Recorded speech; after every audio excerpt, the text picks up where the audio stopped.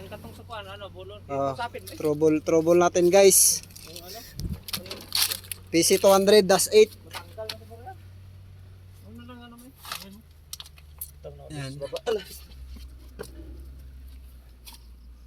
So, check natin yung monitor kung anong trouble. Yung error code niya guys. Mga kasirani ko. Wag to ano to. Check natin yung trouble code kung anong lumalabas na trouble code sa ano.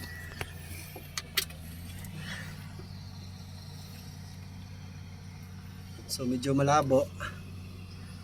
Medyo malabo yung ano natin. Malabo. So yan. EO1. Yan. So ayan.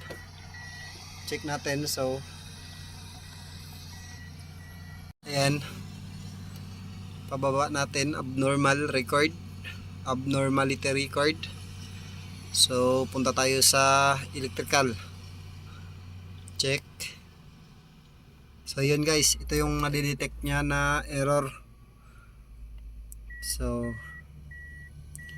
yan error code niya. Yan.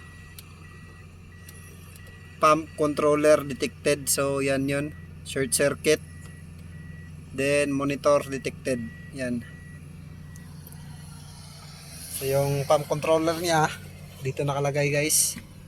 Mga kasirani ko yan. Dyan. So try natin yung baklasin. Yan. Nagbiblink yung ano niya guys. So short circuit siya. Controller. Yan lamang.